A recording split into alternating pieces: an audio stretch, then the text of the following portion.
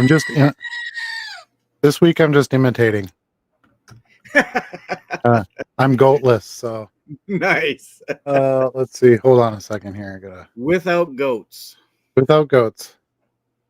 Goatless. Let's see. Where videos? Yo, YouTube. Welcome back to another live. How y'all doing? What's up, Charlie? I'm here. I'm ready. I see that. I'm That's alive. good. That's a good sign. I do have an injury though. I have a workplace injury in the card shop. I heard. So do you get card collector workman's comp? I don't know. What do you call that? I don't know. But it was kind of interesting. So all right, we may as well get right into that story. So my OCD's kicking in. I can't stand that. This is a little uneven. So a few weeks ago, I thought I dislocated my thumb a little bit, an old injury from football days, pops out, pops back in usually, but it lasted like 2 weeks. I couldn't get it to go back in. So finally, I was shamed by everyone I know to go into the clinic and get it checked today. And the x-rays came back clean. So the doctor says, well, you know, what I think you're actually dealing with is a tendon issue, something we call trigger thumb, or if you get it in the finger, trigger finger. And he's like, a lot of, you know, you get a little arthritis starting, but a lot of repetitive movements can really bring this on. I was like, oh, repetitive movements, like going through cards, one thumb at a time, constantly over and over. It's like, yeah, that'll probably do it. They call it Nintendo thumb. Yeah. So it's from So playing video games.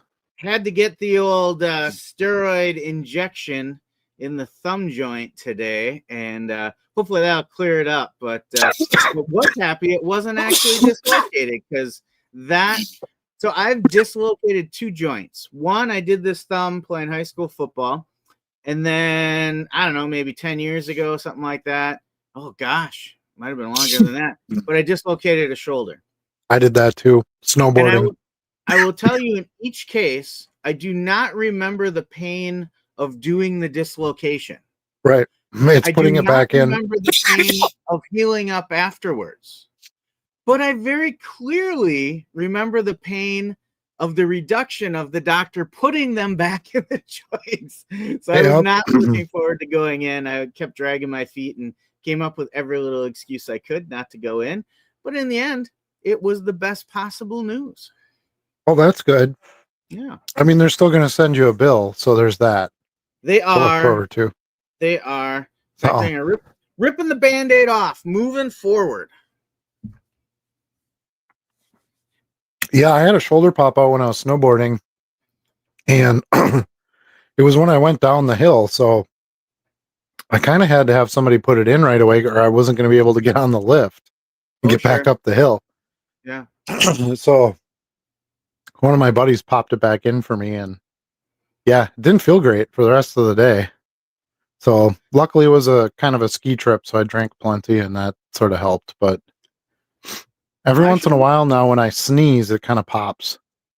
Well, that's what hurts. Like, it's common every couple of years, it pops out and pops right back in. Yep. That's why I assumed it was out. But my shoulder dislocation was a lot of fun because it happened at my sister-in-law's wedding, and it happened when I got into a little tussle with my brother-in-law, and then the groomsmen grabbed me from behind to separate us, and it just happened to pop out when they grabbed me. So I had to drive 45 minutes to the hospital to have it put back in, which was super fun. Felt every bump on that trip. You can just put it in yourself. You don't need a doctor for that. Yeah, probably. Have somebody do it. Have them slam it against the wall or something. Yeah, I've seen Rambo and John McClane do it, so it must be easy. Yeah. It hurts, but it's basically the same thing the doctor does. So yeah. They basically just push it back in. But well, I'm glad you're on the mend. That's a good thing. Getting older is hell. All those little injuries are now big injuries. It truly is. I mean, it's so if it's not that, it's something else, right? Yeah. Every day is a new adventure, I guess. I'm actually building a roster of surgeons at my local orthopedic clinic. That's my PC. You got to collect them all. I mean, I thought you were going to tell me it was carpal tunnel, and I was like, ooh, that's not fun. No, I already got that one taken care of, and in 2 weeks I go in for the other hand. That was simple. It's amazingly simple how they fix that these days. What are you doing over there that like all your hands don't work? Like it's just all mine are fine. I have zero issues. Huh? All those baseball throws and football throws and hand strikes and line play, all that stuff's catching up on me. And sitting at a computer for almost 30 years now doesn't help either. So playing soccer doesn't seem so stupid now, does it? It's still stupid when you have a game that ends in a tie more often than not. Knees and ankles. No, games don't end in ties. You have shootouts. It's exciting. I don't know. Hey, we had a tie. We had an NFL tie this year. I mean, come on. I know, that was gross too. Mm-hmm. Speaking of soccer, did you watch that interview on 60 Minutes with your boy there? Oh, no, I didn't watch it yet. No. It's pretty good. He's clearly a kid. Yeah. Yeah. Yeah, he definitely has and he's believe it or not, he's come a long way. He has maturity issues, and I think part of that comes from, somebody that young getting pumped up that much with, you're the best in the world, drives around in a Lamborghini, and like it's just not natural. So I think he's elevated himself to a level he hasn't achieved yet. Yeah. And he had to get brought down a little bit from that. So hopefully he's got some people around him that are going to kick him down a little bit and try to get him to, yeah. We're talking Lamine Yamal, of course. Lamine Yamal. How long ago did I tell you this is the name? Watch this name. And I made you guys. 2 years ago. Yeah. So I knew it was coming. Yep. He's a phenom. By the way, I'm going to see Team USA in Chicago in June. Oh, really? That'll be fun. Yep, against Germany. So it's a pre-World. Yeah. It's a pre-World Cup, what they call like a push-off match or a kickoff match, something like that. So all the countries are coming, obviously, for the World Cup. So they play like a couple of quote-unquote friendly games so that people that can't travel to stadiums or pay the $1,000 a ticket to see a World Cup game can watch them play. So we're going to sit, I believe we're going to be in the fan zone. I'm going as it's like a caravan trip. The Dr. Pepper fan zone? No. Hopefully on the Team USA side and not the German side. I don't know. I'm not getting the tickets. We're doing it as like a group thing, and then we're going to take a bus down and do all that. So pretty darn psyched about that. I haven't seen a Team USA game in a super long time, so get to see some Christian Pulisic, and on the German side, I can watch Kai Havertz, and so it'll be fun. I'm looking forward to it. But, that'll be sick. That'll be sick, brah. I can't. Maybe they'll have gibbies on the bus. Yeah, I knew it was coming. I was gonna just cut you off because I knew it was coming. So, all right. I guess we should talk about like sports card stuff and junk. So we'll start getting into some of that. So we're kind of looking at, for topics tonight, we're going to keep it looser. Just because I think there's a lot to these topics too. We're going to talk a little bit about Black Friday and the shopping experiences from that, and some of the selling experiences we've had this year, as well as our lives, not so live Friday experience. And I want to just kind of talk a little bit about my experience so far, because I've gotten some messages on this as I've talked about it. Setting up my Shopify store for cards to list directly through Card Dealer Pro. So I think we'll just start off with the first topic, and we'll talk a little bit about Black Friday deals and our sales experience and things like that. I think that's probably going to be the most popular topic tonight anyway. And I'll let you kick it off, Charlie. What did you buy anything on Thanksgiving, Black Friday, Cyber Monday, that whole weekend, right? We could just consider the whole weekend as Yeah, what you did. honestly, I bought nada. There's one purchase I was keeping my eyes on. There was no Black Friday deals. It's a brand new set, and that's the Upper Deck Batman set that I wanted to get something from that. But I haven't. Nothing enticed me to pull the trigger on Black Friday. So I was a shut in Friday night through Monday morning, and didn't really leave the house for much. Actually, now that I think of it, I don't know if I left the house at all. Well, that way you don't hurt your hands. Yes, You stay yes. home, your hands are safe. That's So I did do a lot of browsing, especially on Whatnot. I went out, I watched quite a few lives. I wasn't necessarily in a buying mood though. I was out there looking at it from a research perspective and, thinking through my own strategies and what others are doing. So from a buying perspective, I did very little. What about you? well, buying side, so we've been telling Luna, my daughter, for a few years about how we really enjoyed Black Friday shopping, how we would like pre-shop the stores and get the map layout and find out where the You like the um competitive shopping. yes, Yeah. competitive shopping. That's what I've always called it. So we went and looked at where like all the gables were going to be set up for the things we wanted and all that stuff. And then going there, getting yourself caffeined up at 3 a.m. So at 4 a.m. you could break the door down and grab 65-inch TVs and all that kind of stuff. And obviously that doesn't really exist anymore, but she was really interested in it and wanted to participate in it. So I happened to stumble across this ad for Five Below, the store, where they were doing a deal where if you got there early enough and in line, they gave you a little canvas bag, little Christmas themed canvas bag, and you could stuff as many squishmallows as possible into that bag, and it was $20. Okay.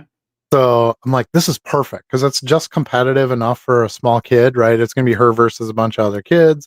Yep. You're still kind of doing the like get up early, get your, quick breakfast and your coffee, and then go stand in line in the cold for a little bit. And then the door opens and everybody rushes to the squishmallow bins. And so she loved it. She absolutely adored it. And she's like, I can't wait for next year. So it was just really fun to sort of share that experience we'd had in the past with her.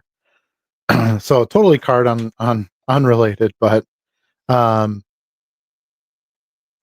so uh, it was, I think that was the most important part of the day for me. But as far as cards go, I did stop at Target a little bit later after they had already opened, and Target. they had, huh?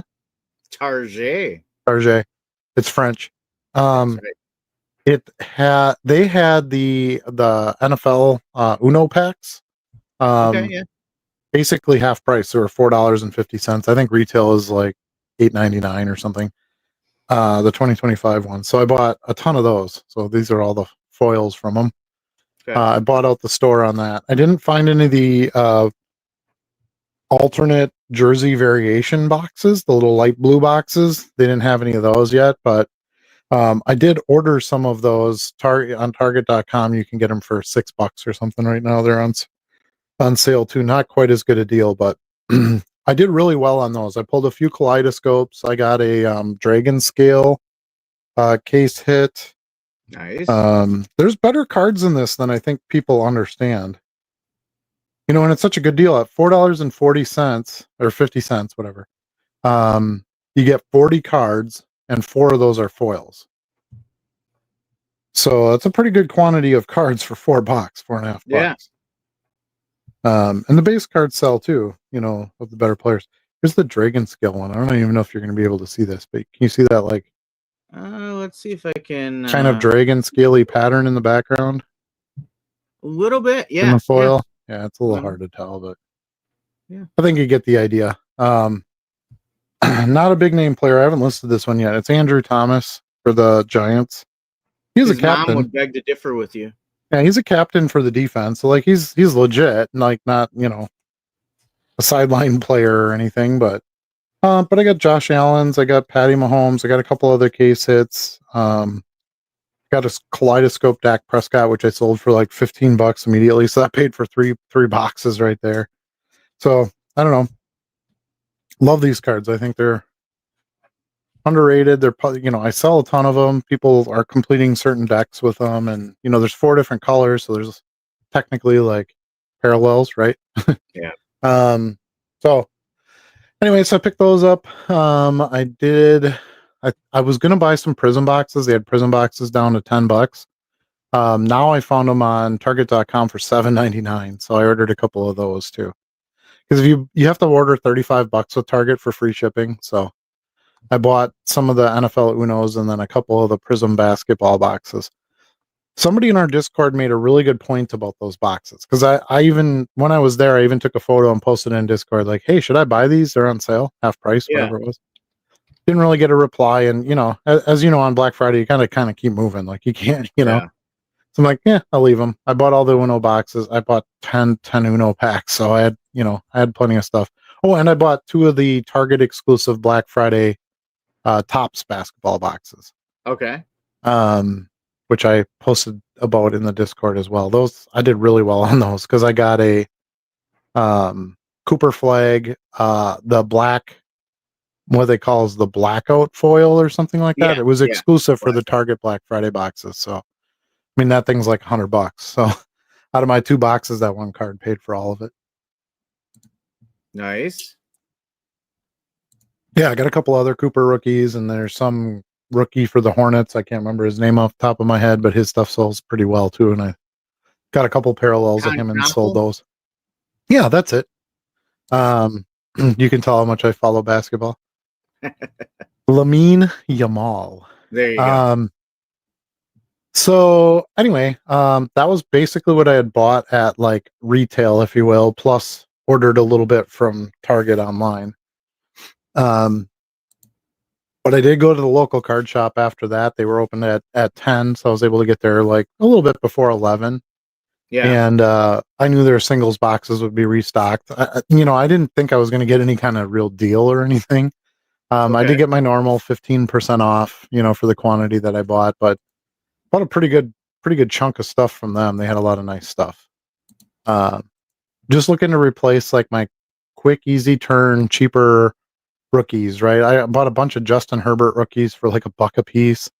Some Drake May, some Bo Nix, those guys are hot this year. They're doing well. So Yeah. buy those for $1 or $2, depending on what they are. And then, you get $6 to $10 a piece for them from there. So, I was excited about that. I even got some soccer there. I got some Landon Donovan, a couple, Erling Haaland.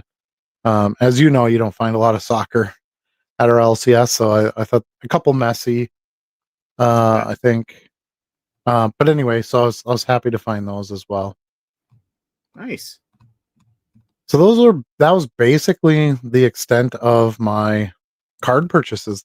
There wasn't really anything like I don't do the whole like buy a bunch of clearance wax on Dave & Adams or that kind of stuff. I think there were some pretty good deals out there. I was getting texts from them all weekend long, like, oh, there's these deals now. We have limits on these because they're gonna sell out, and then like 2 hours later, I get a text. Oh, we lifted the limits. Okay, so I guess they're not selling out, right?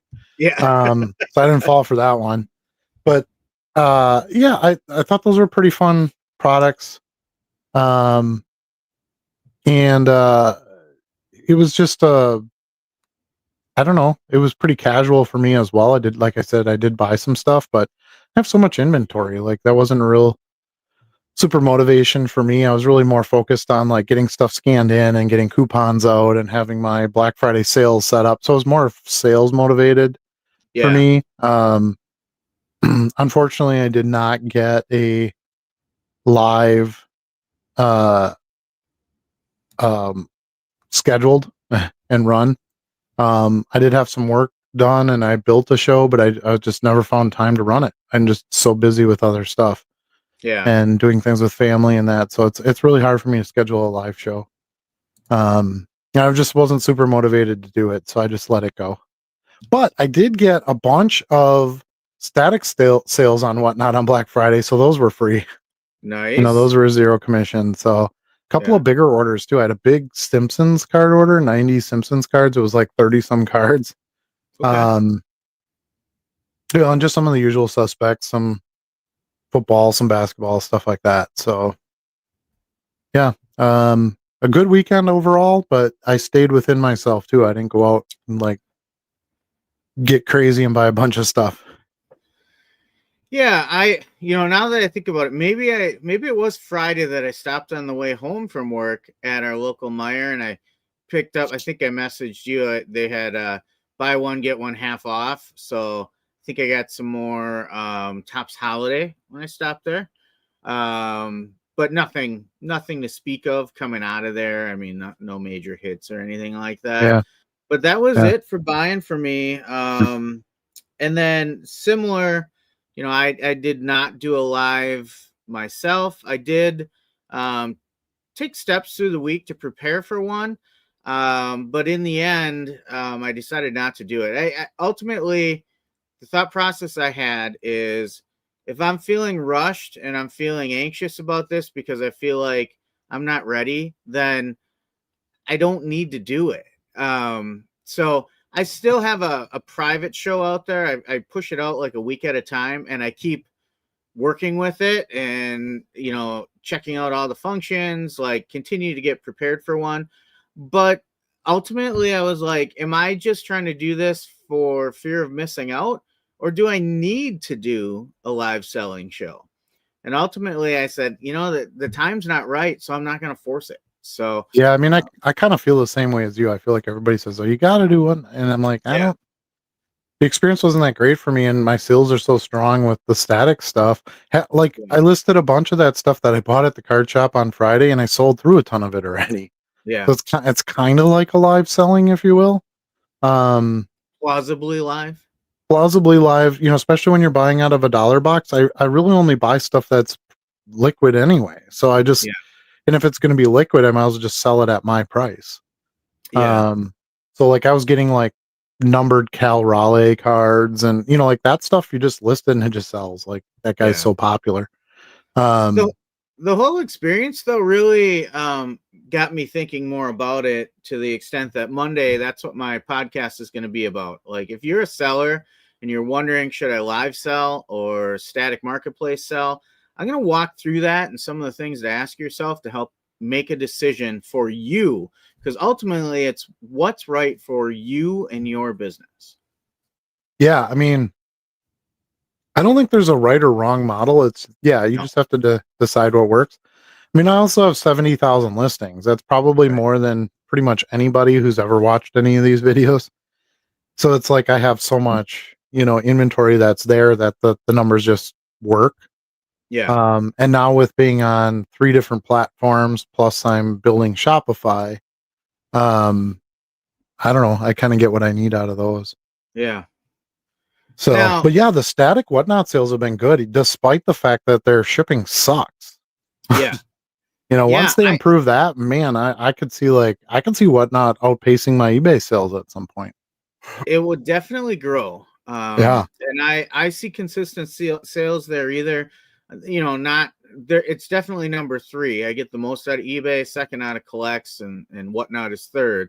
yeah, But it's been nice supplemental sales on the yeah, side. Like if eBay's slow, seems like I'm getting collects and whatnot orders, right? And yeah, um, that's, I guess, from a sales perspective, we should talk about that too. Like, what was Black Friday like from a selling viewpoint for us? For me, it was a non-event. I didn't see any different sales on Friday that I would see on a normal Friday.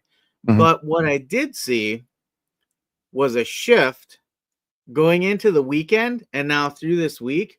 Sales have really been up.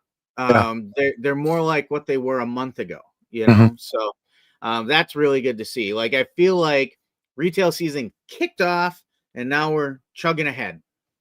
And I agree with you. I mean, you gotta consider what we sell, right? They're not hot Black Friday $1.99 cards. So I think Yeah. people it kinda kicks off their buying mood, right? Like they've been saving money for this, their Christmas savings account's been deposited to their checking and they're getting their bonuses and they're, all this type of thing. So they go Friday through Monday and they're buying like grandma's presents and their wife's presents and their kids' stuff. And then they finally get through that and they're like, great, now I can go buy my cards that I want, you know? Yeah. So Yeah. we're kind of this week's kind of, through Christmas, really through like March now. Mhm. Um, we really get to take advantage of those sales. And that's why I really wanted to spend more time on, instead of setting up a live show where I was going to be pinned to a certain time. I wanted to spend the time doing scanning and getting stuff listed. And I can still list it on Whatnot. I can still make the sale on Whatnot, which I did a bunch of this stuff. Yeah. Now I did see a boom in sales on Friday and Saturday, but I'm going to be fair on it.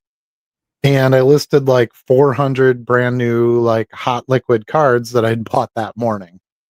So Okay. you should see a boost in your sales like I had a bunch of the rare Uno cards listed and, that were higher dollars and stuff. Mhm.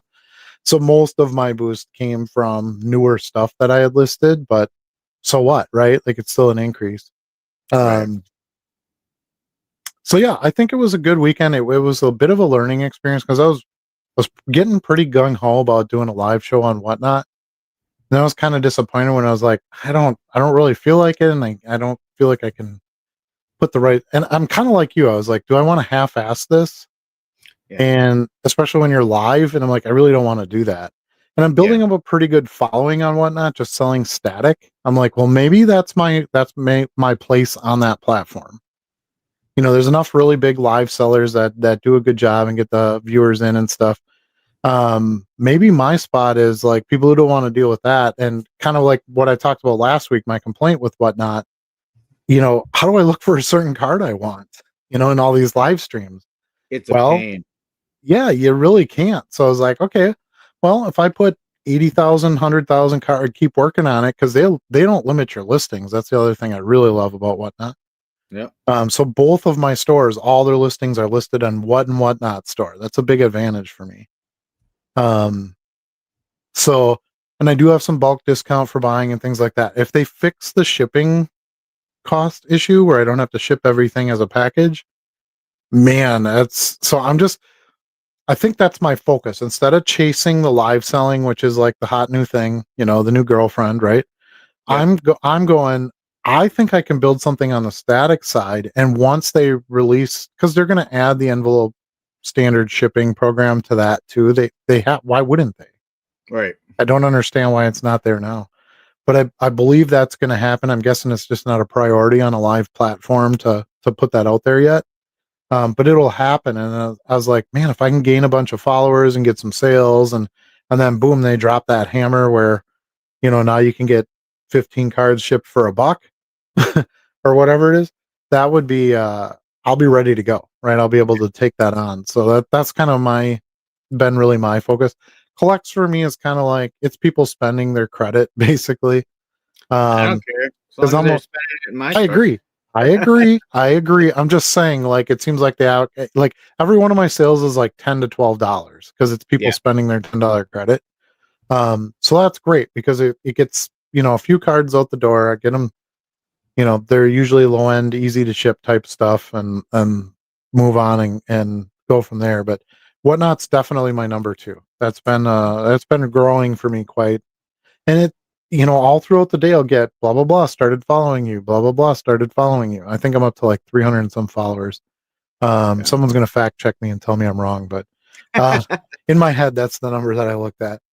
But Yeah. either way, it's grown, significantly from where it was. So I want to continue focusing on that and, growing my followers on eBay and stuff. I think that's where my real spots are going to continue to be. Well, speak of the And devil, I just sold a multi-card Bobby Witt order on the Whatnot. the Whatnot. Yeah, Bobby Witt stuff's been hot. I sold a bunch of his stuff over the weekend too. Um, so yeah, I think we actually kind of, other than I bought more than you did, we kind of had the same weekend experience Yeah. through this, which was interesting because it's not the way either of us thought it would go. So No. And um, I you know, did some research on Monday. I kind of dug into a lot just to see what the feeling was on results of Black Friday, specifically on I was live just gonna selling ask you. platforms like Whatnot. Yeah. And most of the results I got back, the consensus, there are some outliers, but the consensus was it was great for the big boys, the Yeah. corporate entities, the big time sellers. But for the small to mid seller, it was somewhat disappointing because they couldn't compete with the Mhm. big discounts and the big flashy giveaways that the big boys were dangling out there. There's a lot of those whatnot channels that break like 24 hours a day. Yeah. So it's hard to even find like, okay, well, this is the time when I could get in. And do you know who Card Collector 2 is? Ryan. I No. mean, he's pretty big. Oh, I must follow him on Whatnot. I don't know why, because I have zero interest in buying anything from them on what or anybody on Whatnot. I hate shopping there. So, Yeah. but anyway, um, but I was getting a message like every 15 minutes that blah blah blah break is starting, blah blah blah break is starting. And I'm like, this is insane. Do people actually go on here every 15 minutes and bid on this crap? Like, I don't know. It's just it's just a wild like Wild West type of atmosphere that's just not exactly what I'm Kind about. of the way eBay used to be. Kind of, yeah. With auctions, yeah, with auctions, you're right. Yeah. Um, but it's kind of like my whole channel and my whole presence that I've tried to build was kind of the opposite of that, right? So I started my channel when it was the Wild West of, grade everything and it sells and you make a profit. And I'm like, this isn't real. Like that's not, Yeah. and I'm not saying Whatnot's not sustainable or it's not a real business. It definitely is. It more so than the like, grading the prism base cards, but Yeah. I feel like it's just so fast and so loose that it's not great for everybody. Um, and I don't know that that's my thing, but we did get to start our card calendars We this past did, week. or So because advent that started calendars. on December 1st. I've seen you posting in the Discord. By the way, our Discord, which now of course I didn't do this one very well this time, but the link went past. It's coming around again. But join the Discord. It's under Charlie right there. Here it comes. There you go. Anyway, join our Discord. There's an invite code there for you, link there. It's free. We do a lot of talking about this kind of stuff on there. Everybody else weighs in. Great place to be. But yeah, so we started our calendars. I saw you'd been posting on there, each day's packs, and I think that's fun. In my house, calendars are a thing. My wife's got a clue calendar, so she gets a different clue each day to try to figure out who the murderer is and the weapon and all that fun stuff. She's a huge clue fan, so that's perfect. My daughter got like a smart putty one, right? Where you get a putty and you get like stuff you can put in the putty and charms and all that kind of thing. Yeah. And then my dog's got a bark box. So each day there's a little window to open and there's either a treat or a little toy in it. And then I got the Bit Tops baseball and I got the what is this one? Absolute, the Kaboom calendar. Yep. Mm-hmm. So we've been having fun with that because every night after dinner, it's like, let's do our calendars and Yeah. see what we got. So it's fun to all share together with that. Um, have you hit anything like particularly good out of the baseball? Nothing over the top. First day I got the evergreen die cuts, which I really like. I thought it was weird you got that on the first day. I'm like, is he cheating and opening the one that has like, because mine have all been like normal packs so far. I haven't Really? gotten any. Yeah. Yeah, Yeah. that was day number one. Unless I'm Interesting. supposed to count backwards. No, it should be one. Right. And then you go to 24 because it should be the number of the day. So you should have done Yes, four. exactly. Is it today four? Exactly. Three. Nah, it's Yeah. three. So Should have done three. so I got some evergreen die cuts right off the bat. Day 2 and 3, I got some the nice list inserts. Yeah. Which I like those two. There's an Ellie. I got Ellie today. Yeah, there you Yeah, they're go. cool with the die cuts. Yeah. And then you get a plaid card, right? In each pack. So you get the green plaid. I got an Emmanuel Class A plaid Nice. card, so we'll see how he's selling. I try to stick one of them back in the window for each day. I don't have one in there on the second, but the first and the third I have in there again, just to kind of save some of them. So like day 1, you can see the Randy Johnson evergreen die cut. Well, it's a little far for you, so you can't see, but it's fun to go through those. Yeah, I haven't hit anything big really. I did get a Travis Hunter by Storm rookie yesterday. Okay. So I don't know if you've seen the Kaboom cards, but they're pretty cool. So they're like this red and blue plaid, like Christmas plaid. What do you call that? Okay. Buffalo plaid? Buffalo plaid. Yeah. Yeah. So here's Drake May. So I got Drake May. This is today's pack, by the way. So Yeah. Drake May. This is the introductions card. So it's that like purple borders. It's got Cam Ward on there. So a rookie card, if you will. And then this one is Jalen Lane. So you get basically a rookie card, a base card, and then some sort of insert or parallel or numbered card or Right. autograph or whatever is the third card. But I Yeah. like the plaids. Plaids are cool. So it's a lot of fun. So at least they're like exclusive cards to the calendar, right? That's what I like. That's what I want out of it. Exactly. I haven't gotten any of the holiday variations on any of my tops cards either. Who's that? Oh, Vlad. Love the Vlad. nice list. Yeah. Yeah, Yeah. nice. That was in today's. There's the Classe green plaid. Did you know that he has a nice list card? Yes, I saw that. Yeah, and somebody was like, "Really?" He faces like 30 years in prison for that. Isn't that crazy? Yeah. These evergreens are the ones I really love, though. Those are hot. Yeah, those are cool. I'm really rooting for the buybacks. I like that kind of stuff. The vintage pack is okay. I know I'm going to get like a 1990 tops or something, which is whatever, but sure. Yeah, they're just super fun. And for $50 you get 24 packs. They're all the baseball one is technically not exclusive cards because they're the same as the holiday boxes, the megas and stuff, No, except there's for a the couple plaid. exclusive inserts in there. There is, right, the inserts, but the base cards are just the base cards. Oh, those are the same, yeah. So the absolute the nice thing with that is literally you can only get those cards in those packs. Okay.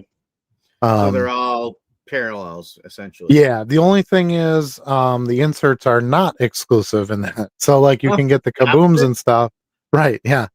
So you can get the kabooms and stuff, but those are also available in like hobby and retail packs. So yeah. I mean, I don't think anybody's going to complain if they pull a kaboom from it. Like that'd still be okay with them. It would be with me. But mainly just because people overpay for those, so I'm happy to sell one.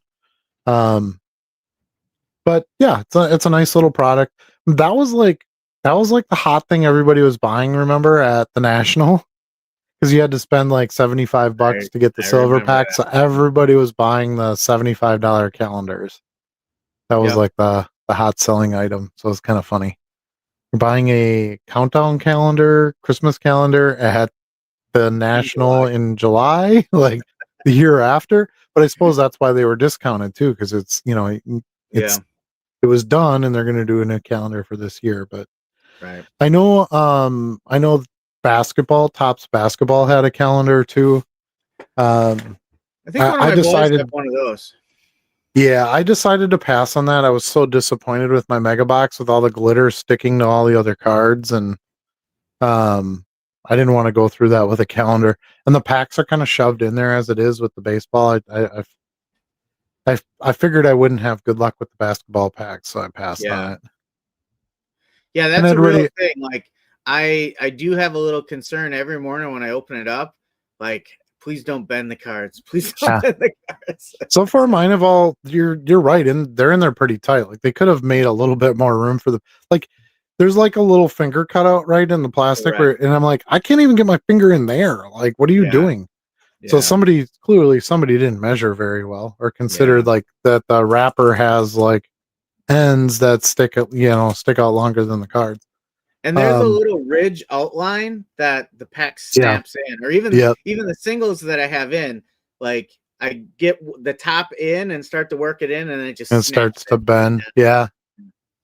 So I think that's something that they can improve on next year. This is the first year Topps has ever done the calendar, so I'm guessing that they're going to learn some lessons from it. But I like the exclusive inserts. I think that's a good move. The special packs, where you get the evergreen pack and you get the vintage pack and you get the two buyback cards. I think that's a fun play because a lot of opening an advent calendar is nostalgia, right? It's like you as a kid being excited for Christmas and counting down, right? That's why they're so popular now.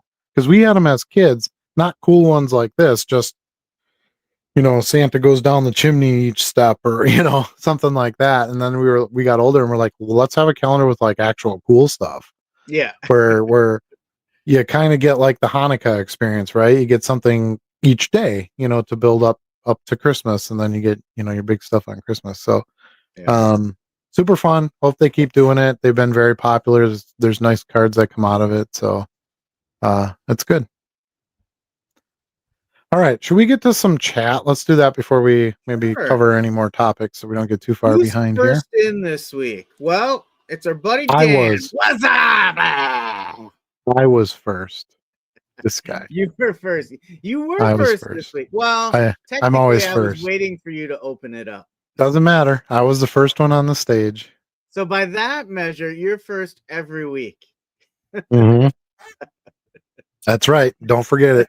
Dan is our first to comment. Let's put it that way.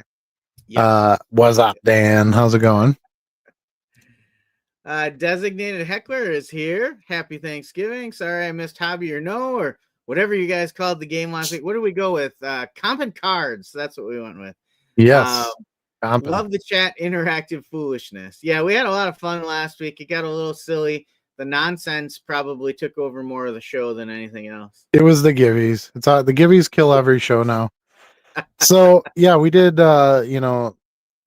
City of Comp and Cards, and I like that. Yeah, you like that? That was a little NWA gangster, reference there. Yeah, I thought that was fun. It was a good way to, again, sort of kind of guess where we are in the market on certain things. Like I was super way off on the Kobe rookies and stuff. The basketball cards I sucked at big time. But I was pretty on target on a lot of the non-sport and the baseball and stuff, football.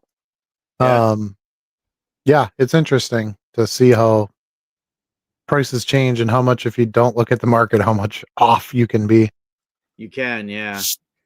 It's constantly changing. It can change on the drop of a hat. Like Emmanuel Class A, right? Like a couple months ago, that might have been a $2.99 card, and then he goes and gets himself, involved in some stuff, accused of some things, and his market tanks, and now you might have trouble moving that card at $1.99.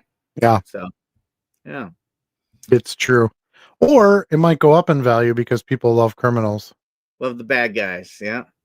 One of my biggest sellers lately is I bought a set of, like, I don't want to say serial killers, but they're like that. There's some in there, but it's like a famous criminals, like mugshot type set. Ed Gain. Yeah, there's a bunch of stuff like that in there. Man, that stuff sells. People love that stuff. It's crazy. Yeah. And I'm happy to sell it because I'm like, I don't want this. So get it out of my house. It was like a set that I got when I bought like a huge lot of like mixed non-sport sets. And I finally got around to listing it. I'm like, man, I should have listed these a while ago. They're pretty hot. Pretty banging. Yeah.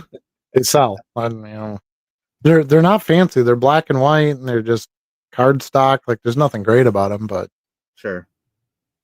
But yeah. Boom Slang's here. It says, yo. Yo, yo, yo. Welcome. Thanks for joining us. Joe says paper cut is an occupational hazard too. True story. Yeah, paper cuts can be nasty. Yeah, they can sting for a long time. That's like a deep, clean cut, right? It's a razor blade. Yep. He says that's some George Jetson stuff right there. Nice. Put Charlie on the 15-day bargain box DL. Yeah, we might have to do that. I like it. More time for me to dig. I like it. I'm down. Boomslang says he injured his thumb playing baseball and slid headfirst into second base.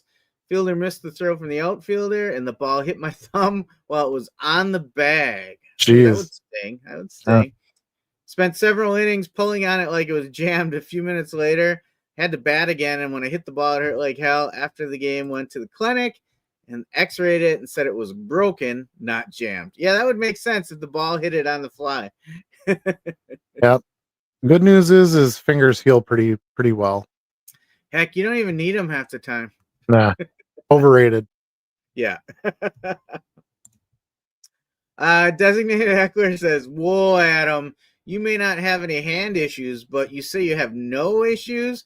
My friend rewatched 2 weeks ago. You have a givey issue." I don't have a givey issue. The people who sell on Whatnot have a givey issue. I will not be participating in giveys.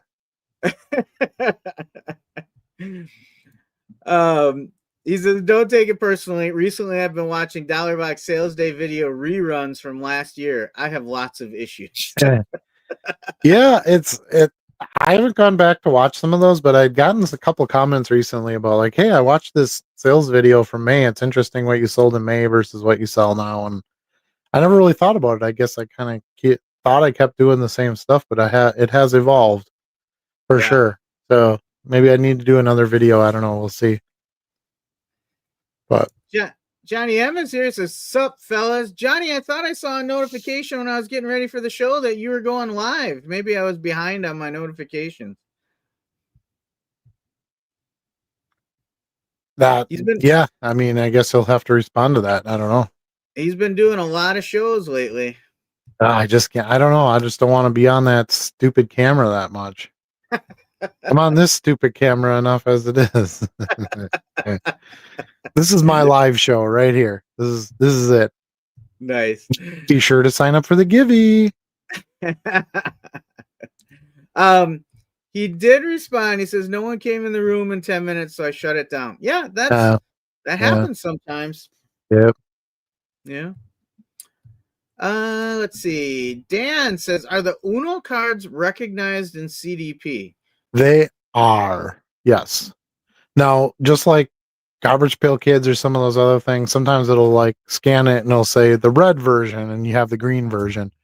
So you have to hit that drop down and, choose the correct parallel, if you will, to it. But yeah, they're in there. I did all mine by scanning, so yeah, pretty easy, the ones cheesy. I've had have been in there. Yep. Designated heckler says, "I was going through a bargain box at a recent show and noticed that Emmanuel Classe is the new bargain box Wander Franco." Yeah, that's the way I feel about it too. Used to be a bargain, now he's a marker. The box isn't fresh. Yeah, pretty much. I don't think he's coming back from that one, so yeah, his career's pretty much done. I mean, they're gonna ban him from baseball, I think. he can play in the Mexico leagues. Well, fine, but that doesn't mean that, he's going to have any market here for sure. Yeah. I think if you can find like some cool rookies or numbered cards for cheap, they might not be a terrible buy. Just because, like I said, people love the bad guys in sports too. Wander Franco stuff, I still sell some here and there because I was getting it really cheap. Yeah, I do have an odd Wander Franco sale every once in a while. So, I mean, Clase could kind of fit that. Think about Pete Rose is, I guess, a bad comparison because he should have been a Hall of Fame had he not done what he done. But Pete Rose stuff sells just fine. No one cares. Well, he's in the 3,000 hits club. He's got personality that everybody was familiar with. So, but he can never be in the Hall of Fame. I mean, now he could be now he's eligible, I believe, but he wasn't up till a few months ago. Next year, something like that. Yeah, whenever the next vet vote is. Yeah. Boomsong said, "Yesterday I watched a Whatnot and this one dude was having a givey every 10 to 15 minutes. Leave. What's wrong with getting a givey? That show, no. That show does not exist to me. You just stop on a show and you click a button on your phone and you get a free card. If the dude says givey, I don't trust him. I'm out. You're out? Yep. It's not worth it. Johnny wants to know if he can run his show again tomorrow around noon. Well, you can. Sure. Yeah. Ooh, I do believe, though, that you will, because you ended your show it probably closed it out. You're gonna have to create a whole new one. You won't be able to just reschedule, I don't think. You can, but there's a copy feature. So you can just copy from the previous show. Yeah, I did that Yeah. once or twice and it was fine. So as long as you want to run the exact same show, you can just copy it all over. There you go. Yeah. So it'll take you. Charlie's not wrong in some respects because you will still have to create a new show, copy it all over. You'll have a little bit of prep, but you won't. It's not like starting from scratch. Yeah. There you go. He says he just pulled a 1-of-1 autographed Nolan Arenado mini. That must be out of that Allen and Ginter case he got. Who's she? Well, it's Nolan Arenado, whose market probably caps out at $59 for that 1-of-1 auto. Yeah, probably. That guy gets no love in the hobby. Yeah, Why not? I agree. I don't know.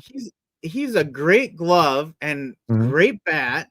Mhm. He played on good teams, but was he on any of the World Series teams?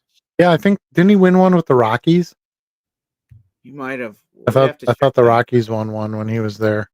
Yeah, he's one of those guys that I don't get it. The only thing I can say is he either doesn't have a personality or he chooses not to share it. So there's never that media hype love that. Yeah, he's just business.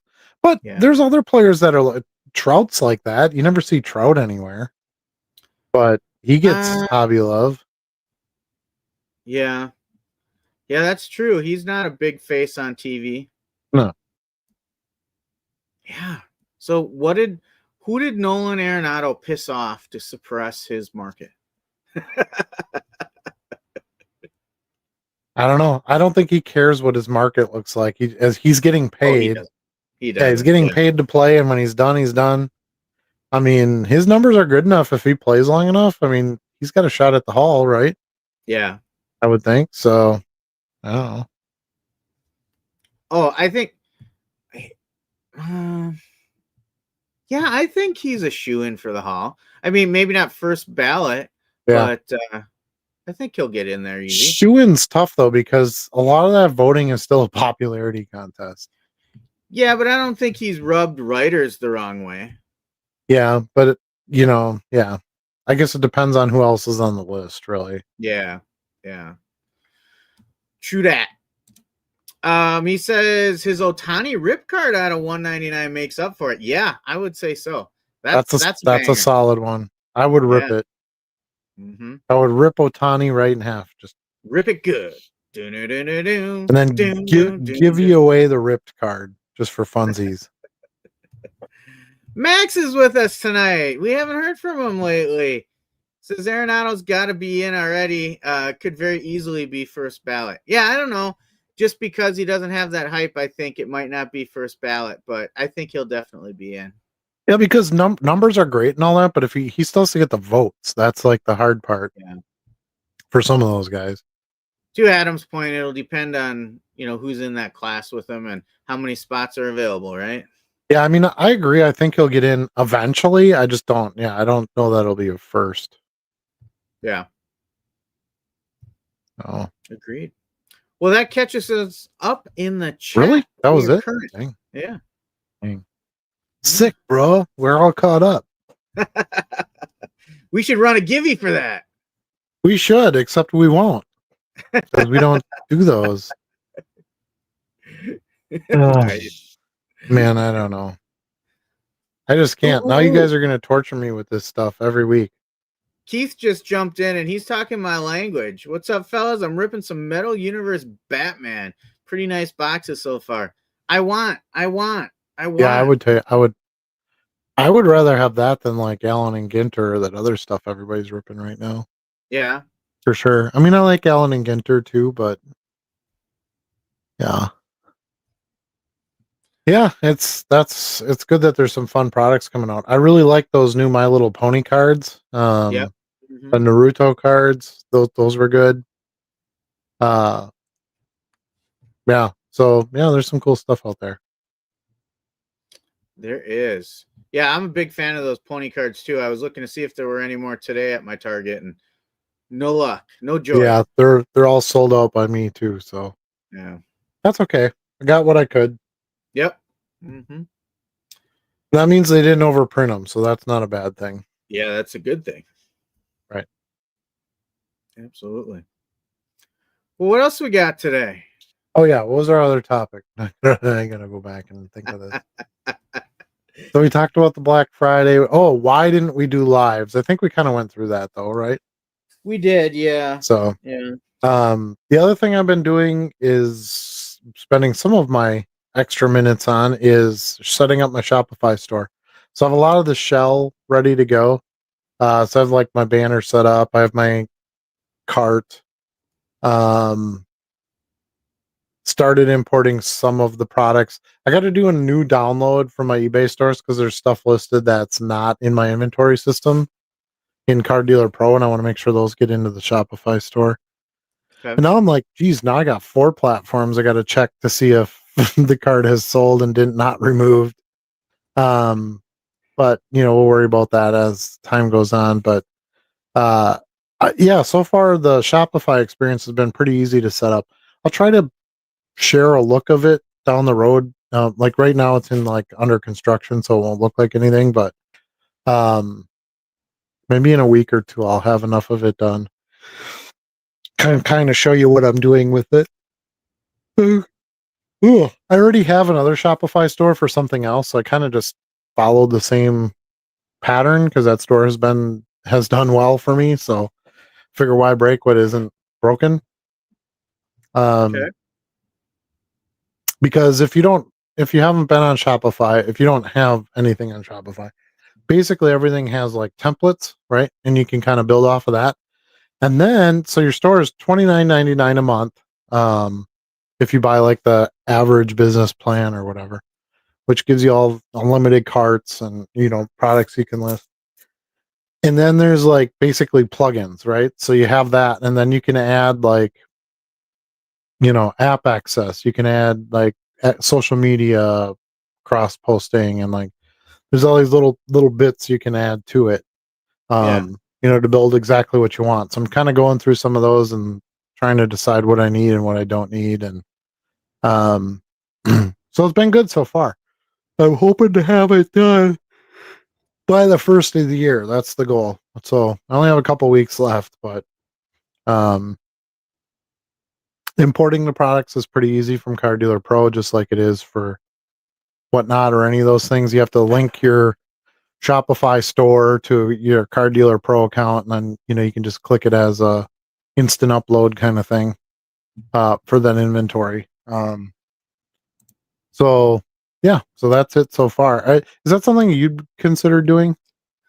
Not yet. I don't think I'm at a spot yet where it would make sense for me to put a lot of time and money into that. But down the road, I could see that. Yeah. It's just nice selling on a platform where you get to keep all the money. Yeah. Getting a customer base there is a bit of a challenge. So, you should have like some marketing expenses or whatever, but I figure I'll do a business card for that store, and I'll include that with eBay orders and Whatnot orders and collects order. I'll try to get traffic from other places. Um, I haven't figured out a quick way to do this yet, but I kind of want to like lower my prices a little bit on Shopify, give up Okay. because there's no costs, give up maybe a little bit of the profit, and then that would also encourage people to buy from my site versus eBay or something like that. So Yeah, that makes sense. that's a strategy I want to kind of employ once I can figure out an easier way to change the pricing. Okay. So Yeah, if you've got less overhead costs, then you should have some room to lower your floor on prices, right? yeah, I mean basically your only expense, like I said, it's $30 a month for the store. Some of the plugins you have to pay for, like if you want a password, right? So not everybody can shop from the store. They have to enter a password to be able to shop. Like that's a cost, because you're Okay. putting that mask over the site. Like there's certain ones like that. So you could add, quite a bit of an expense to that 30 a month, depending on what you wanted to add. Mm-hmm. Uh, like there's features for like animated icons for your products and stuff like that. Sure. So you decide, how much money you really want to put into it. For me, I'm going to try to keep it as basic as possible when I'm starting out, and then hopefully add some things over time to generate some more interest. But yeah, so that's going to be a focus of mine. That was something. I mean, I think I had told you that early on. Like, I'm going to create my own website and sell on it. Like, that was definitely a goal. And now that Car Dealer Pros made that a little quicker and more easily attainable, it's the right thing for me. Right thing in the right time. I think so. Yes. Yeah. And it doesn't take away from anything else. I'll still sell on eBay. I'll still sell on whatnot. One of the huge advantages to Shopify is it's also going to be kind of like a cross-posting bridge for me. Okay. So I can take my inventory from Car Dealer Pro, send it to my store in Shopify, right? Well, Yeah. Shopify has a cross-posting tool where you can copy them and list them on Instagram and TikTok, Yeah. right? So like it's two jumps, but if I have both, it's not that hard to move it from one to another. And now you have a bunch of social media options for selling as well, which also have really reduced fees or none. It's Shopify, well, not Shopify. It's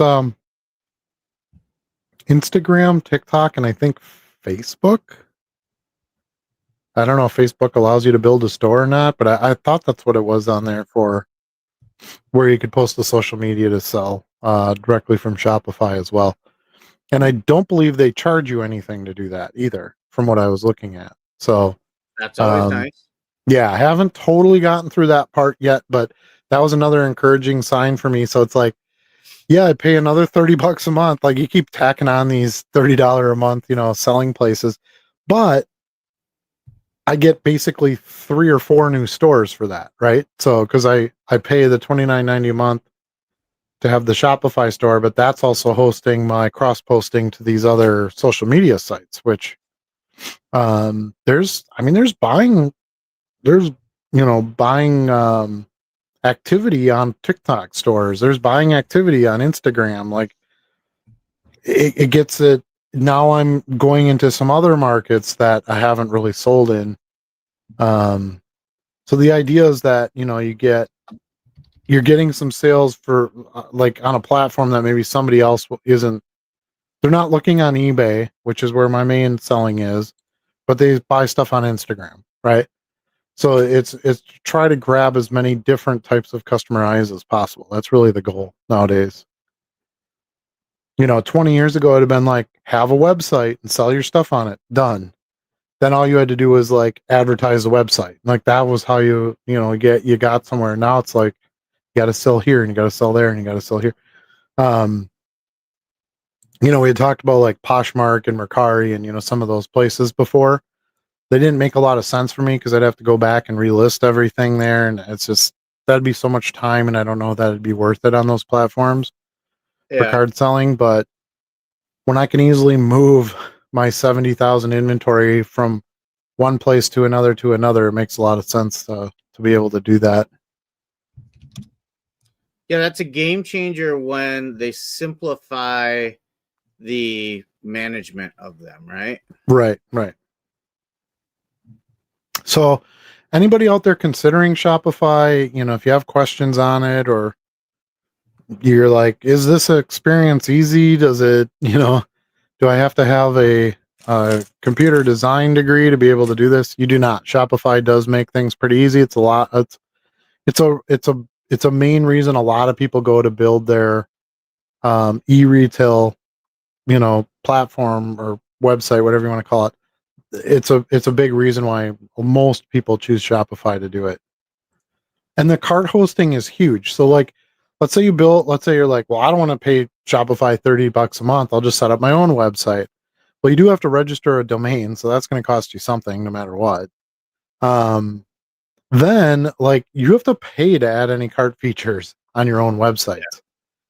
That's like the expensive part. So, because you have to host those items somewhere. There has to be a payment processing program attached to it, which of course is going to charge you when you accept the payment.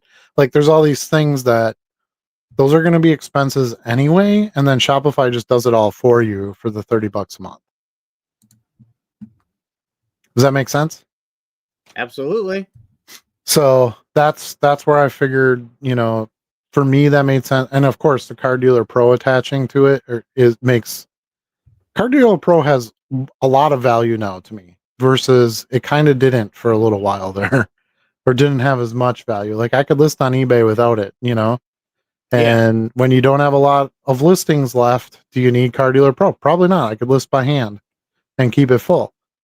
But the fact that you can easily throw it onto other popular growing platforms with lots of activity, there's a lot of value in that to me.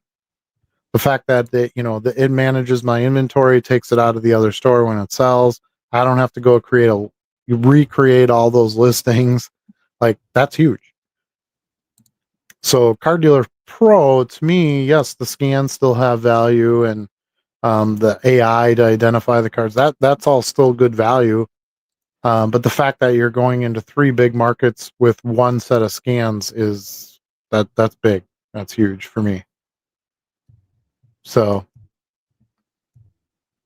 yeah, Shopify, if you're considering it, one of the cool things about Shopify is they give you a free trial period. So you can take on that trial period, try to build a store, even if you just build something basic, add some inventory in, and see if it looks good for you. Like if it's something you want to continue to work on, and it allows you to kind of get the site active and do some advertising or do whatever you're going to do with it and see if you get some action. And then you can go, okay, yep, this is good. Now I'll do the $39 or $29 a month and keep it going. By the way, the $29.99 price is if you pay for the year up front. It's more if you pay month by month. It is, yes. Which is common. Collects does the same thing. So, but yeah, I've been running a store on Shopify for, gosh, over a decade. I think. Yeah, it was like 2012, I believe. Originally started a selling site on a website called Ticktail, which is funny because now I think of like TikTok and I'm like, wow, it's so weird. They're so similar. But it was a e-consumer site out of Norway, I think. It was a foreign country, and it was great. They made it really easy to set up, and just like Shopify, they provided all the cart features. You didn't have to pay for that separately. And I did a lot of sales on there. And then they sold to Shopify. So that's how I became a Shopify customer, if you will, or store. But I've been selling on there for a long time. Good app, good analytics, good order tracking, inventory tracking. Like it's super user friendly and great place to do business. And people know Shopify, so they're more likely to consider you a viable website selling person if your store is on Shopify than if you like try to do something on your own. What? Is that a title? A viable website selling person? Well, selling your goods, e-goods. So like, when you go on eBay, you don't really have to worry about that, right? Because eBay vets you. So the buyer's like, okay, well, this guy's on eBay, it's fine.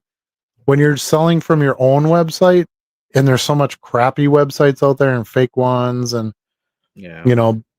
you buy something and you end up with like the Wish version of the product, right? There's so much scammy website sales. So I think one of the smart reasons to use Shopify is because it's a little bit more trusted. You get vetted somewhat when you sign up to build your store and all that. And it'll look nice, it'll be professional, they have good layouts and stuff like that. And then you can buy your .com if you want from there too. So you can pay the $30, a month for them to do all the hosting and have your URL, and then you can purchase, a direct URL if you want something easier that way through like GoDaddy or something. So that would be my long-term intention, would be to just buy my own website address then as well. Kind of like I do for my eBay store. That's the dream, right? I mean, when you're running your own business, it's not super smart to depend on another platform to host. So, and let me put it to you this way, and I don't want to cause any like undue fear, but you have all your cards listed on eBay, right? And things are going great and you're selling. What if eBay just decides like, well, we don't want your account anymore? Like, you're kind of screwed, right? Like that's it. That's the end of it. Versus you build something on your own. Yeah, you have to advertise it and you have to do a little bit more work to get it out there. You get more of the reward too. So there's that. Um, but no one can really take it away from you, right? You know, it's your own. I guess if Shopify stopped hosting, but that's not very likely either. Um, but you know, I've seen plenty of videos where people are like, I don't know what, eBay just canceled my account now, and now I don't have an eBay store anymore. Well, now what do you do? So I think it's smart to not put all your eggs in that one basket. Um, and you know, building your own true e-commerce site is, I think it should be a goal for everybody selling online, right? Because it's your it's your biggest control, it's your most profit. Like, I don't see why you wouldn't want that to be a goal at some Right. point. If you want to run this as a business, not a side hustle or a couple of bucks or something to fund my PC, there's nothing wrong with those things. But if you want to run a true business, you really want to have as much of your own things that you're running on as possible.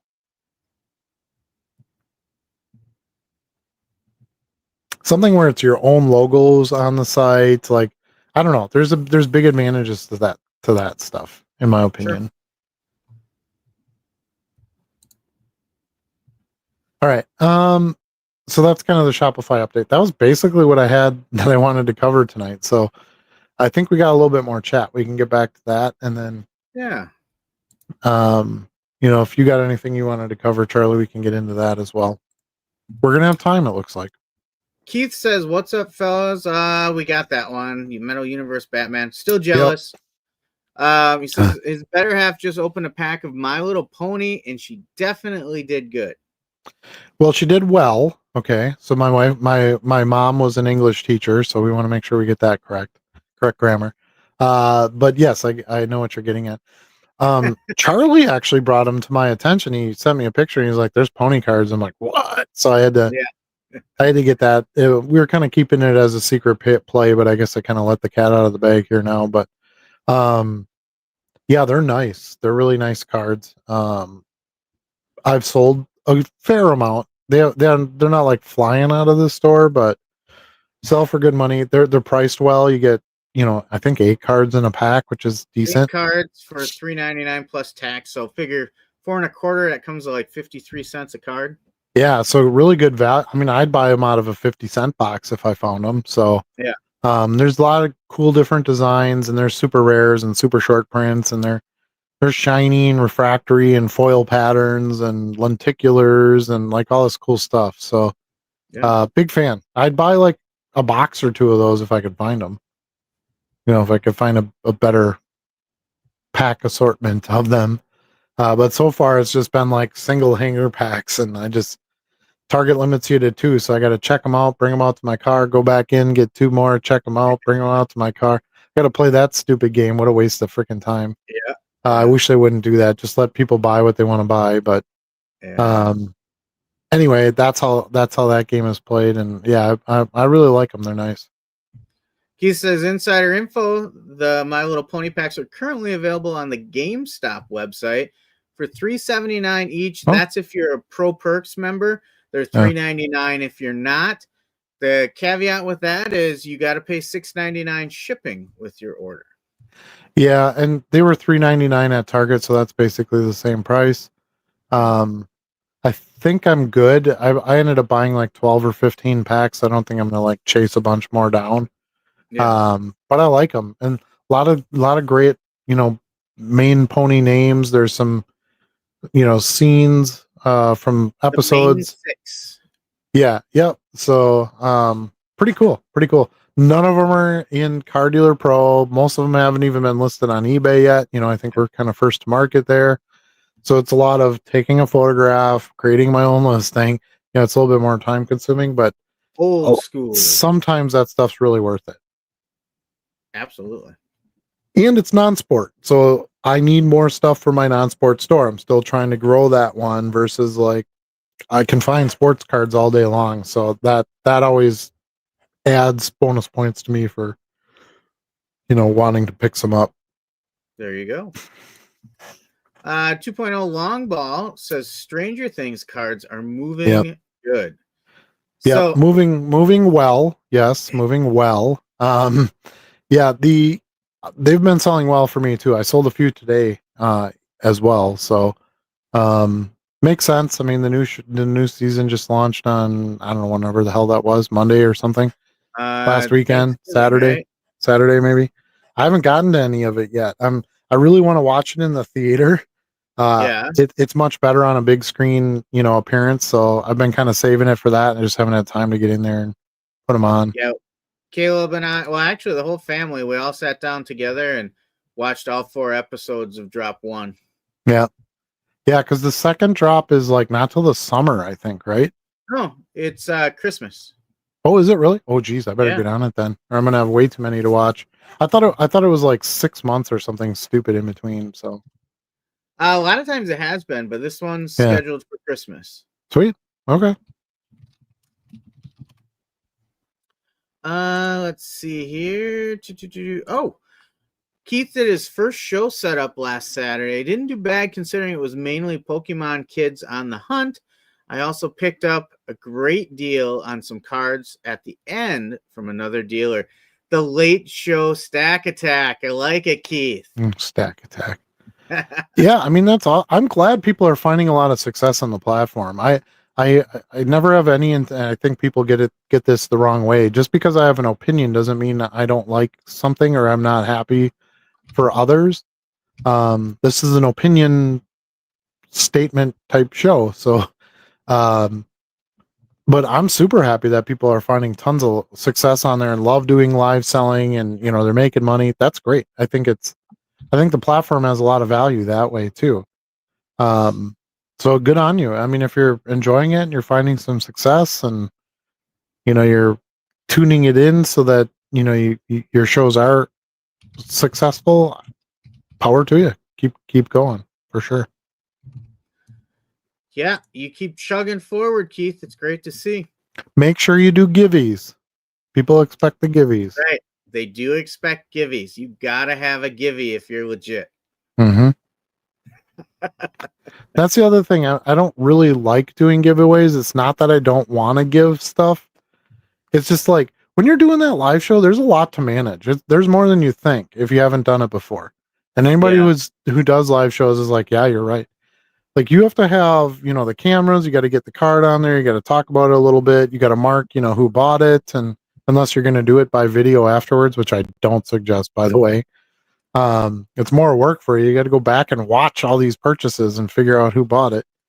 But anyway, so you have that. Now you've got this givey thing, which has a clock on it, and you got to make sure you have enough items set aside to do the giveaways, and it can be a lot. So, adding that in is an extra piece to keep track of. Yeah, none of it's easy. Like that's you just got to realize that. Yeah, and when you're starting from scratch and you have no audience, you don't have any followers, you don't have a social media presence, like there's no like if you're trying to get into this with no like upfront advantage, right? Um it could take quite a bit to really get it somewhere.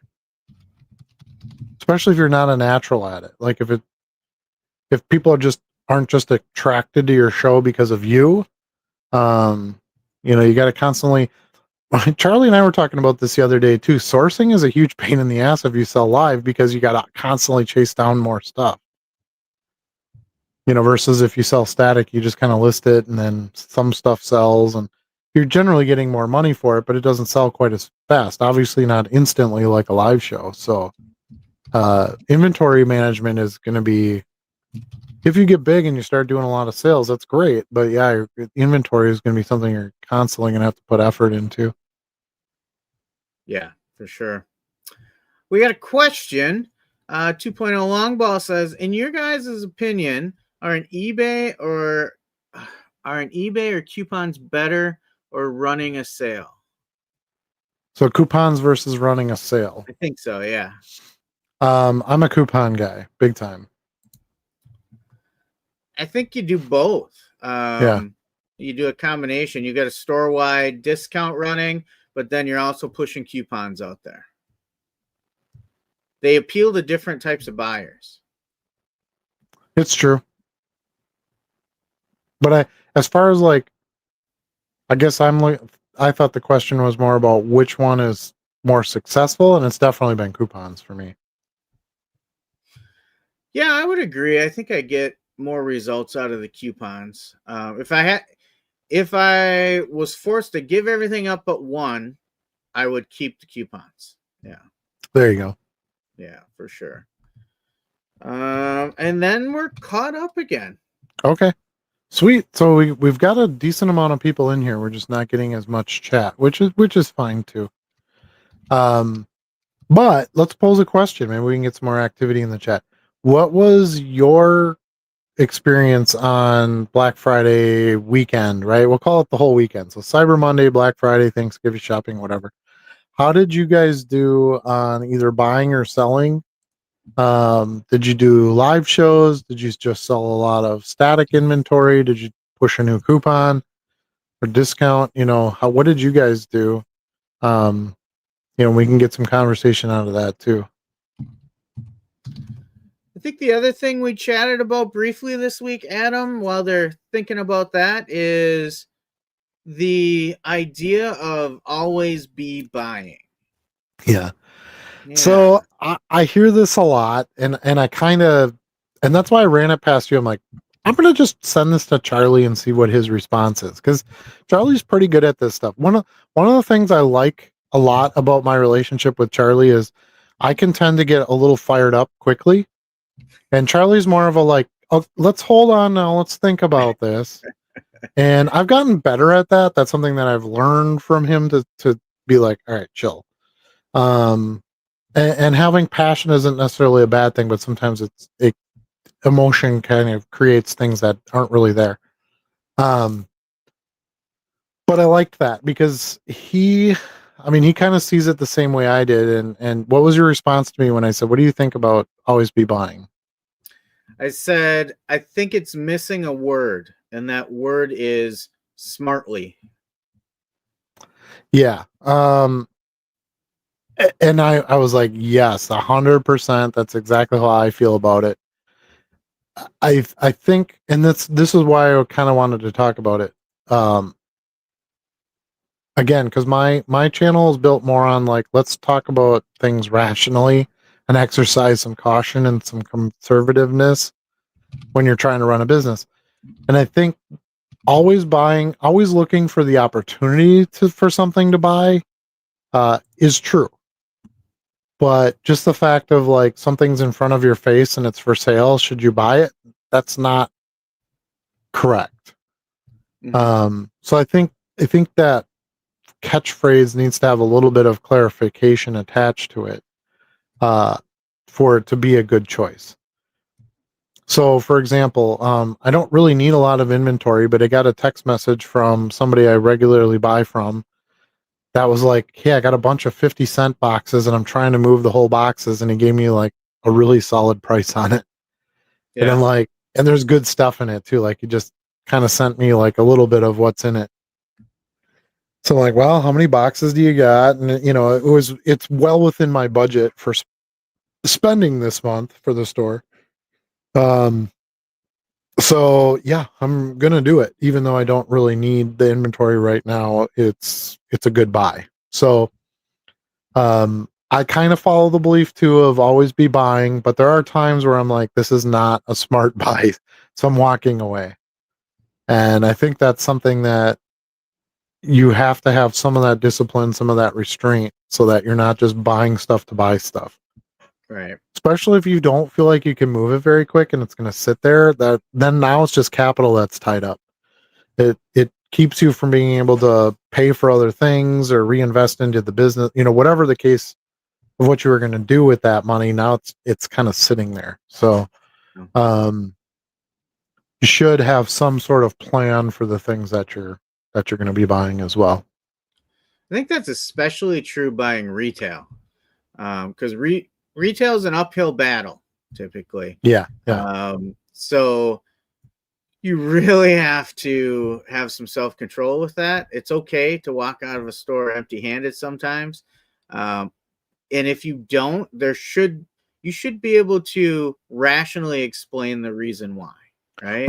Or if you want to be a participant in it, just go smaller, right? Instead of buying like, oh, there's 3 megas here, I'm going to buy all 3 megas. Maybe just buy one, because the odds of you like coming out ahead on that are not great, but you still want to play the game a little bit. I think that's good, and we do that too. I mean, I think everybody does that if it's something you're into.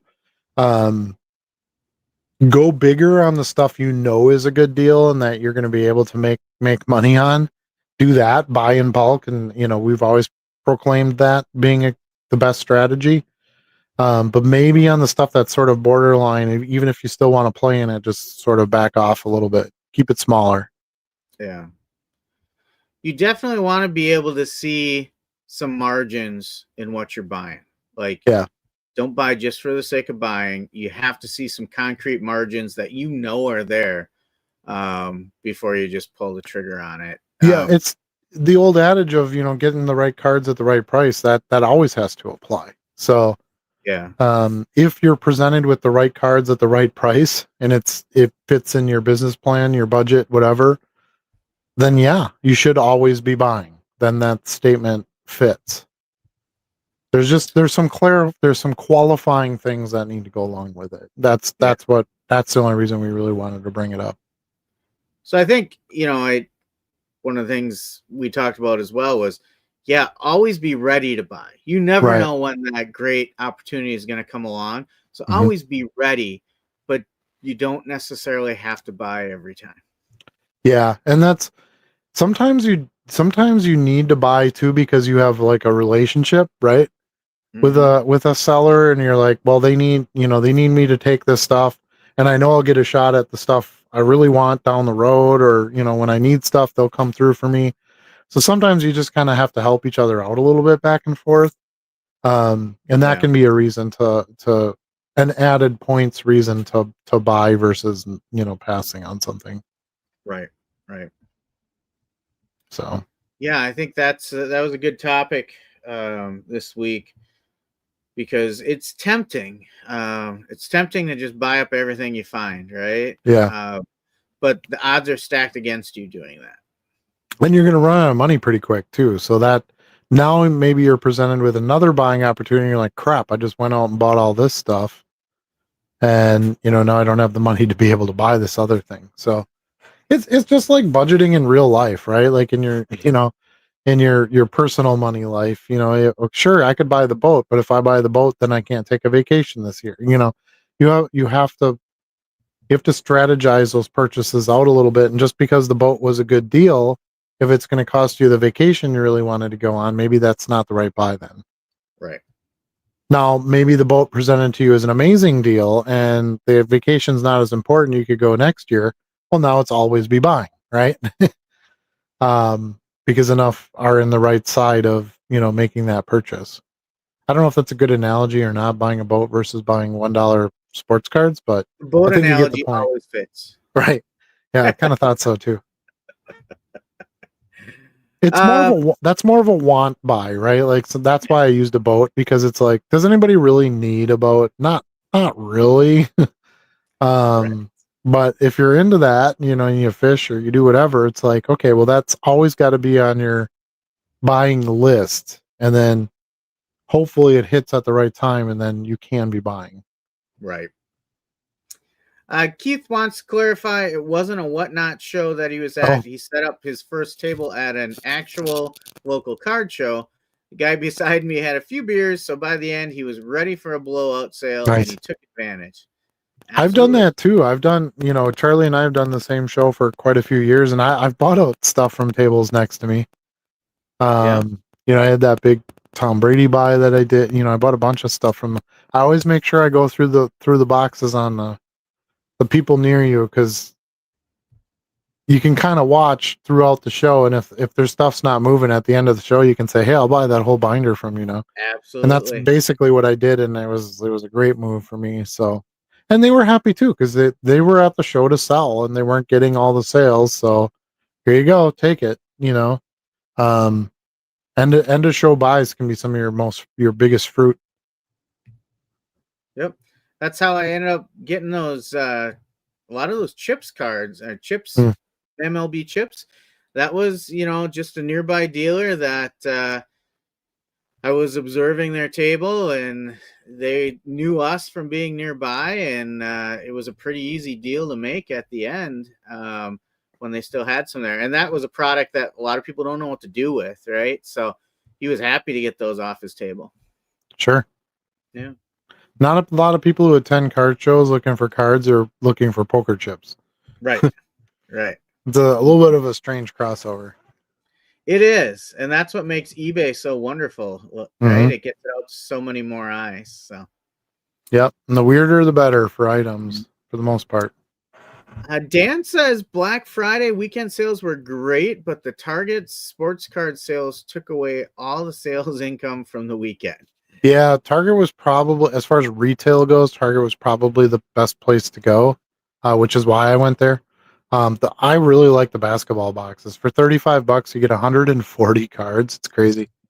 And then an exclusive parallel to just the boxes for that day. Like, I'm sure they overprinted it, but it was also an opportunity to get something on a release day, which how many opportunities do we have at retail to do that?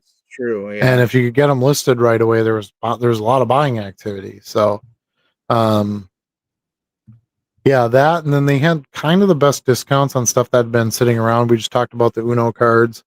They had some discounts on some other boxes and stuff. So, yeah, I agree with you. I think that was the best spot to retail, for retail to spend your money on cards. Keith tried running a 25% off sale in his eBay store over the weekend to move some product. Well, how did it go? Don't tell us Yeah, that. We want to know what did it yeah. do? Did you get He's some just sales? giving us the hook. He's giving Yeah, us the let's hook let's and go. not the feast. So Yeah, I'm ready to eat. I want some who hash. there you go. Designated Heckler says, I don't think you always have to be buying, but you always need to be prepared to buy when the deal Yep. presents itself. Yep, absolutely. That's exactly what we were saying, and we're not telling you guys what to do by any measure. That's not what this channel's about. We're just saying what always be buying means to us, and we're on the same page. So I felt like that was worth sharing because I assume others are on our same page. Um, or consequently, you completely disagree with us. That's great too. Let's talk.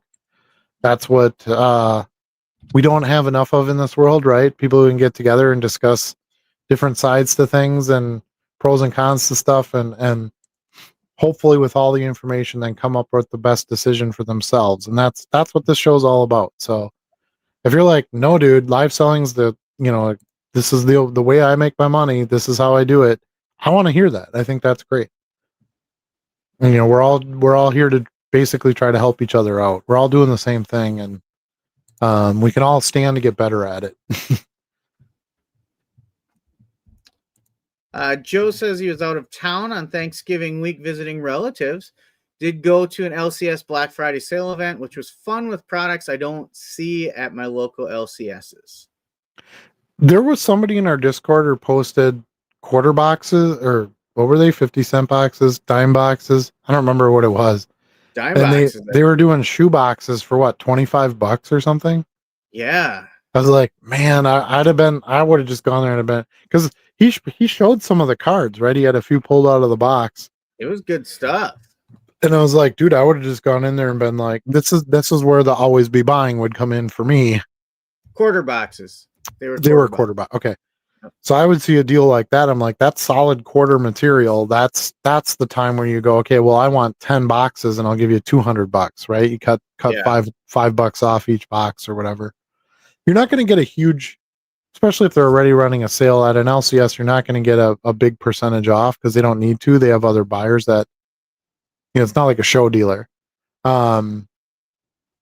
but it should give you some leverage to get a little bit better deal, and then you don't have to dig through them all. You just take all the boxes home. um, but yeah, I saw that buy. I was like, dang, I wish our LCS had something like that, Yeah. but they do have good cards. They regularly have stock that moves around. Charlie and I have both bought from there, so don't rule if you have an LCS by you. Don't rule that out. Keep checking back with them. Maybe if you keep telling them, hey, get singles, get somebody to come in here and sell stuff on, commission or whatever. Maybe they'll start doing it, and then you'll have a regular source you can just visit and buy from. I love buying at shows. It's still my favorite way to do it. But on a Tuesday afternoon when I have time, I can't really, there really isn't a show. Right. So if I've got time to buy, and I'm always buying, right? And we just talked about that. That's when I go, okay, well, I can go to my LCS and dig through some boxes and probably find some stuff. I don't buy all of it necessarily because I don't get quite as big a discount, but there's definitely liquid stuff. A lot of times those boxes are dealt with every day, where sometimes you go to shows and dealers are like, they've dragged the same box around to like 10 different shows. Right. The LCS, there's because they're open every day, there's a little bit more rotation and stuff gets in there a little quicker. Um, at least my experience is here. So, uh, I'm happy that that's an easy source that I can get to. It's close to my house. I know what the hours are. I don't have to like get there between, at open because all the good stuff will be picked. So, like, I don't really have to do that. I can, unless I know Charlie's going to be there. Um, I can go anytime in the day and find some stuff to buy. And I have a good relationship with the LCS. They know us. We walk in there, we say hi. Um, if we need something, they put out our flyers for our show, so they support us. So I want to go and make some purchases from them as well because of that. It's funny you said that about, when we both go there in close timing rings. I've actually said that to Jenny, Mrs. JC3 before, like, you stopped and you didn't get anything? I'm like, no, Adam had just been there, so I didn't spend any time going through the boxes. Yeah, I mean, at this point, we've kind of intermingled a little bit on the stuff that we buy. Yeah. It wasn't like that initially. Well, you were kind of learning too, so a lot of Yeah. stuff I think you were buying, you had to learn was not stuff you should buy. Pickleball. But yeah, so a lot of times it's like, well, I'm looking for the same kind of stuff. So has Charlie been in this box yet? No. Okay, I'll start with that one and see if I can find anything in it. Because most of the guys that are going to the LCS and going through those boxes, they're looking for PC stuff. Yeah. It's not resellers like us. There isn't a lot of those guys that go in there. So, or a lot of us around, if you will. So I like going in there. Man, some of my best buys were out of those boxes at Benji's store at Yeah. BB Sports. When I think about it now, because I'm like, I'm digging through these boxes. I'm like, well, do I have to buy? I should buy stuff. It's his grand opening, and again, supporting a dealer who shows up at our show every month and does the live breaks and does all that. I really wanted to be there for him too. And but then as I started digging through the boxes, I'm like, crap, I need this card, this card, this card. I got that one promo Ken Griffey Jr. card or whatever they sold for like $200 out of the Yeah. dollar box, remember? Mm-hmm. Um, so yeah, I mean, you think like, well, in LCS they're all overpriced and they've already gone through them all. But if you're buying the low end stuff, they didn't. They're not going to dig through all those boxes. So in most of the time, so a lot of Most of it. diamonds in that rough. And we were not there. We were not the first ones to go through those boxes. Even No. you could tell they'd been looked through. We weren't there on day one of the store. We were there, the following weekend or whatever. So like there'd been a lot of people in that store and had gone through some of those and like they passed on a $200 card for $1 and I didn't. So it's yeah, they're yeah, I think you have to always be buying, right? You have to look as though there's going to be an opportunity for you to buy something, Yeah. but be able to tell yourself if there isn't anything in here, I don't have to buy. Speaking of Benji's place, a couple weeks ago, Caleb had a basketball game in Appleton. So I was like, sweet, when we get done, we'll go over to Benji's shop and show you guys, what he did with the new place, and we'll hang out for a while. He's closed on Sundays. Oh yeah. He was open on Thanksgiving. I was like, whoa, that's crazy. Yeah. But I think he was doing breaks, so he's like, well, if we got to be here to break, might as well open the store. It doesn't Sure. take any extra. Yeah. And he's the only guy selling cards on Thanksgiving, so maybe he got some business out of that. Yeah. If you got to be there anyway, might as well open up. Absolutely. Wolfie Joe says sales were steady for him despite his store being in vacation mode. Yeah, that's tough one. When you have vacation mode on and it's a hot sales day, that's tough. That's come back to a lot of work. You can, yeah, or none, and you wanted some, you wanted a share of that, and yeah. So, JQW says, "Hope y'all doing good." Oh, it's up next. We know up next trading cards. Yep. Hope y'all doing good. I do have a question. Charlie mentioned a store-wide sale along with a coupon. Is there a way to keep them separate so buyers can't stack the single discount on top of the coupon? eBay does that for you. Yep. Yeah. It only will take one discount per order. And I think that's where my coupon has been more successful because it's a better deal. Yeah. So I think both options have been presented to my buyers, and they're like, well, yeah, I'll do the 50% off coupon or whatever it is. So, right. So the coupons have just been more effective. That's how I control, which discounts I want to go to which buyers is I tier my store wide and my coupons. So my store wide is, I think, 3 cards or more. Then I have a 4 or more coupon and a 10 or more coupon. So yeah, that's how I do mine too. Yeah. So there's really no conflict within eBay's checkout process, I guess. Like if they only bought 3 cards, they're just going to get the store-wide discount, right? So right. Yeah. Now if they bought 4 or more, then they have to do some work and put in that coupon. Gotta and then click the coupon box at checkout. Yeah. It won't apply the store-wide discount. Yep. Yeah. Yep. So all right. Hope that helps. He also says his sales were about the same. Nothing big on Black Friday, but they did pick up over the weekend. Yeah, that's what I saw as well. Yeah, I think that's what most of us experienced. I think to take advantage of times like this, you can't just expect sales to pick up. You have to add something to your store or give something to your customers. Like, you still have to be proactive, right? Yeah. You can't just go, well, my listings have been this way for a week. I'm just going to sit here and the sales will roll in today. Like, it's not quite that easy. And that's one of the reasons why I went to the LCS on Black Friday. I knew Black Friday wouldn't be a hot day for sales for me, although Whatnot did way better than I thought it would. But I knew like I could pick up stuff Saturdays, Friday, start listing it. And then Saturday, Sunday, Monday, a lot of those orders would come in, and that's exactly what happened. Yeah.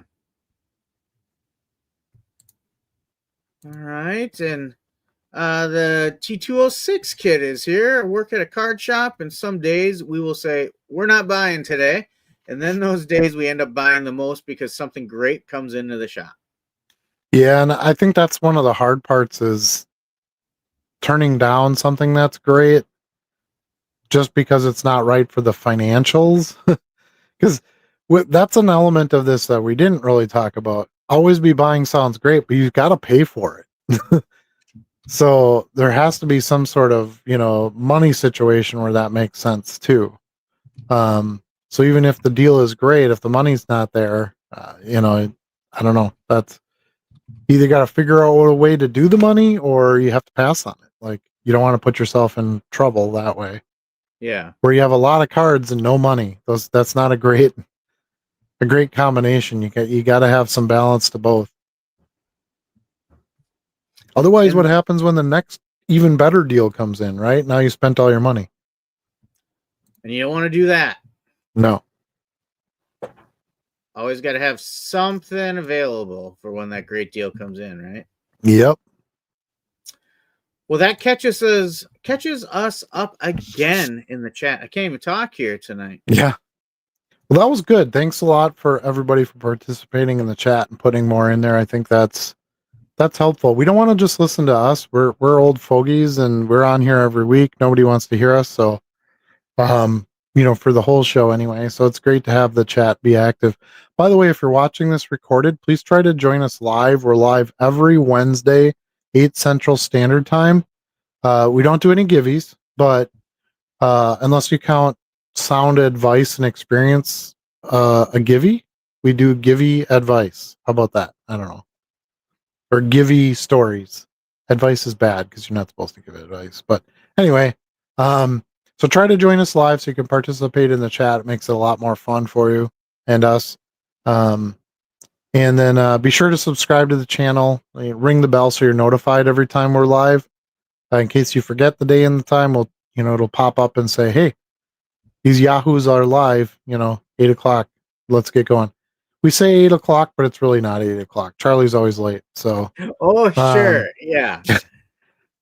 Charlie or the goat, one of those two is holding us back usually.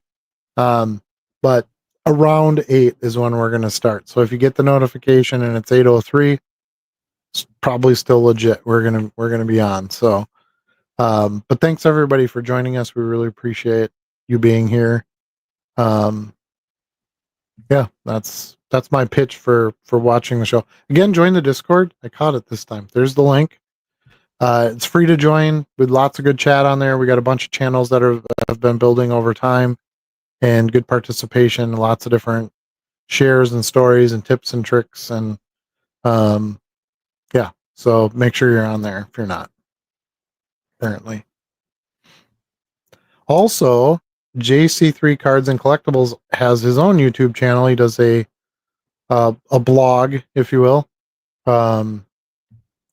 Every week. Is it kind of weekly now? I've been trying to follow your schedule and it sort of makes sense. I think it's Monday mornings, right? Every Monday morning at 5:30 I drop it. I did take this week off just to spend a little extra time with the family around Thanksgiving, but I've got a new pod scheduled to drop Monday morning, and we'll be talking about making that decision to live sell or focus on buy it now selling. Or show selling. That's always an angle too that we don't really talk about enough about. I think we probably got to work that into our show a little bit more because we're mainly online sellers, right? That's our bread and butter for us. But there's another avenue, so that might be the way for you too. And lest we forget, it's another GOAT card show coming up Sunday, January 4th. Sunday, January 4th. Last we heard, I forgot to get an update before the show tonight. I had stuff going on today and got here just in time, if you will. But last I heard we had 9 tables left. I'm guessing that's reduced by at least a couple based on the messages I saw today. So if you need a table, get a hold of us soon. We do always have some backup space we can open up if we need to, but that's based on if there's enough demand. So the for sure tables, we've got 9 left. So as of my previous conversation with the people who do such things for us, Charlie and I don't actually work. We, there's other people that we just get all the glory. But anyway, here's the flyer. Charlie's right. Sunday, January 4th at the historic Riverside Ballroom. We have an Aaron Jones on-field autographed jersey, Packers jersey that we're giving away. We do have a charity again. Is it St. Paul's or St. John's? I don't know. St. John's. I'm not good at this one. St. John's. Okay. I thought so. St. John's food pantry. So we'll be collecting non-perishable food items. Each item gets you a ticket into the drawing for our giveaways, our giveies. I know. I got to stop saying it. I'm making it worse for myself by saying You're becoming natural with it. I know. I don't like it. I don't like it at all. But we'll have other giveaways as well. We'll have stuff for the kids. We always have kids packs. Last time we had the really cool pencil toppers, the DC pencil toppers. The kids thought that was cool. We gave a bunch of those away. We usually have some Pokemon stuff, packs, that kind of thing. So we'll make sure we have that again. Of course, we'll be doing Find a Goat. And we have 12 little goats that have numbers on them. We hand them out to random dealers. They hide them in their tables somewhere. If you find one of the goats, the dealer hands you the goat. You come back at $5 to spend anywhere in the show. It doesn't have to be the dealer you found the goat at. It can be any dealer's table.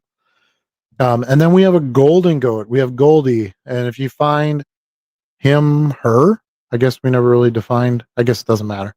If you find that goat, you get $20. So you want to bring the gold goat up to the table, give you $20 to spend at the show, and should add some fun, a little bit more money in your pocket to go towards the dealers.